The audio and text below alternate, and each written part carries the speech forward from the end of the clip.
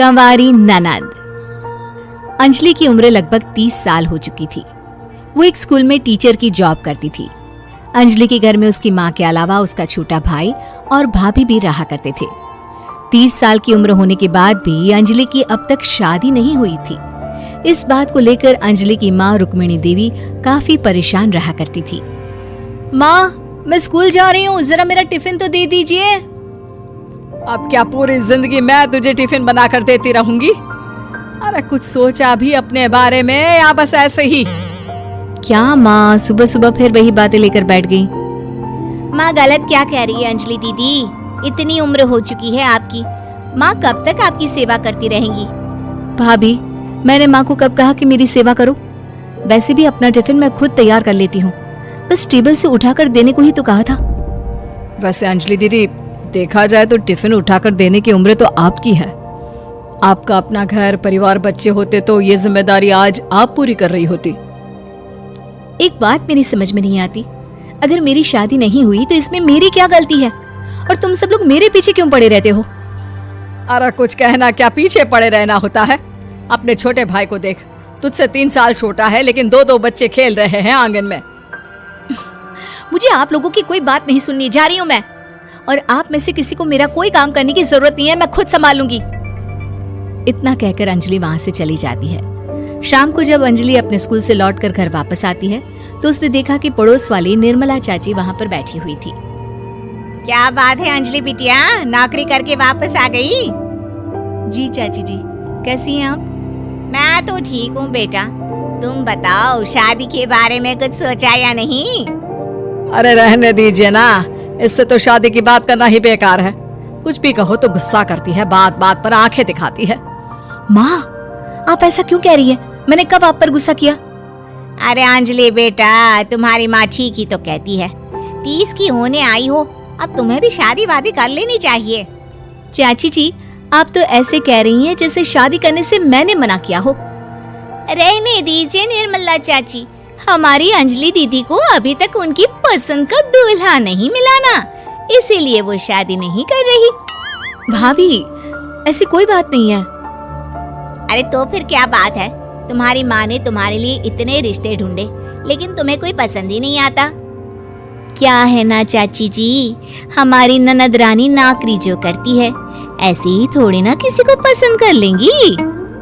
अरे भाई, नौकरी का घमंड है तो बात अलग है, कोई और बात हो तो बताओ, कोई रास्ता निकाला जाए। नहीं नहीं चाची जी, कोई बात नहीं है, बस मुझे अभी तक अपनी पसंद का कोई मिला नहीं है। सुन लिया आपने, इस लड़की के तो पर निकल आए हैं और इतनी उम्र में अपनी पसंद का कोई मिलेगा भी नहीं इसे।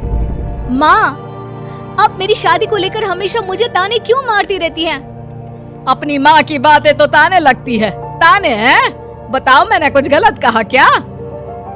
देखो, ये सब छोड़ो, मेरी दूर की बुआ का बेटा है, उसकी अभी शादी नहीं हुई है, उम्र होगी कोई 34-35 साल। आप कहें तो बात आगे बढ़ाऊं? अरे हाँ हाँ, क्यों नहीं, ये भी कोई पूछने की बात है। अरे जल्दी से लड़के को यहाँ बुला लो। माँ, आप मुझसे पूछे बिना मेरी शादी की बात करने जा रही हैं और मेरी उम्र 30 भी पूरी नहीं हुई है। निर्मला चाची कह रही है कि वो लड़का 35 साल का है। अंजलि दीदी, आपको क्या लगता है इस उम्र में कोई फिल्म का हीरो आएगा आपके लिए? देखिए, अब पसंद और नापसंद की बात तो रहने दीजिए, पसंद करने की उम्र तो आपकी निकल चुकी। अब तो जो भी मिले उसी से शादी कर लीजिए, इसी में भलाई है। तेरी भाभी बिल्कुल ठीक कह रही है। अब जैसा रिश्ता मिले उसके लिए हाँ कर देना, ताकि हम भी गंगा नहाए। ठीक है, चलिए मैं उस लड़के को कहती हूँ, वो कल ही अंजलि को देखने आ जाएगा। अगले दिन निर्मला चाची के दूर का रिश्तेदार अंजलि को देखने उसके घर आता है। उसका नाम था अजय। अंजलि जी, तो आप नौकरी करती हैं, वो भी स्कूल में? जी हाँ, मैं स्कूल में टीचर हूँ। हमारी बेटी बहुत होशियार है। अरे पढ़ने लिखने में इतनी होशियार है, इसीलिए तो इसकी नौकरी लगी है स्कूल में। हाँ हाँ ठीक है आंटी जी, जरा मुझे भी तो बात करने दीजिए आपकी बेटी से। जी पूछिए ना, क्या पूछना चाहते हैं?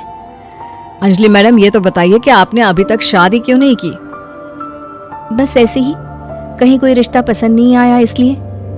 लेकिन क्या मैं आपसे पूछ सकती हूँ कि आपने शादी क्यों नहीं की? अंजलि, क्या कर रही हो तुम? लड़कियों को इस तरह की बातें नहीं शोभा देती। रहने दीजिए आंटी जी, आपकी बेटी काफी पढ़ी लिखी है, मैं उनके सवाल का जवाब दे ही देता हूँ। वो क्या है ना, मुझे भी अभी तक अपनी पसंद की कोई लड़की नहीं मिली। अच्छा अच्छा, कोई बात नहीं। वैसे आपकी तनख्वाह कितनी है? कितना कमा लेती है महीने का? जी यही कोई 25,000 महीने। बस 25,000? इतने से क्या होता है? इतने से तो आजकल घर भी नहीं चलता।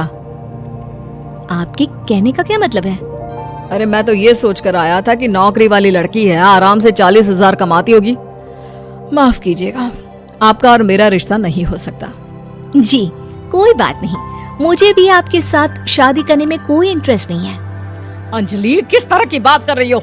घर आए रिश्ते को ठुकरा रही हो तुम। दीदी, अब इस उम्र में आपको इतनी अकड़ नहीं दिखानी चाहिए।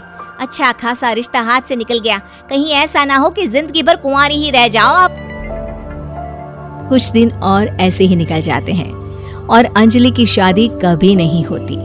अंजलि के परिवार वाले बिंदास उसे ताने मारते रहते हैं, लेकिन अंजलि एक बड़ी नौकरी की तैयारी करती है और उसमें सिलेक्ट होने के बाद अंजलि को एक बहुत बड़ी नौकरी मिल जाती है।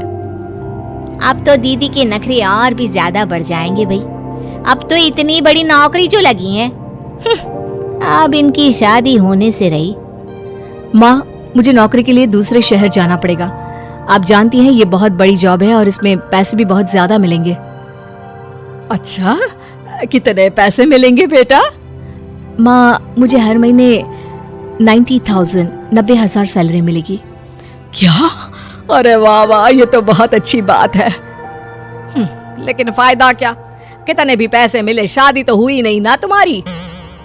अंजलि नौकरी करने के लिए दूसरे शहर में चली जाती है और जब कुछ महीनों के बाद वो वापस घर आती है तो उसे अपने पति के साथ देखकर उसके घर वाले हैरान रह जाते हैं। अरे अंजलि, तूने शादी कर ली और हमें बताया तक नहीं। और दामाद जी करते क्या हैं? इतनी बड़ी कार है उनकी। माँ, मैं आपको सब कुछ बताना चाहती थी, लेकिन आप सबके ताने सुनकर बहुत दुखी हो गई थी और इसलिए मैंने अपनी पसंद से शादी कर ली। मेरे पति मेरे साथ ही ऑफिस में नौकरी करते हैं और बहुत बड़े अफसर हैं। और एक बात बताऊं माँ, आज मैं बहुत खुश हूँ।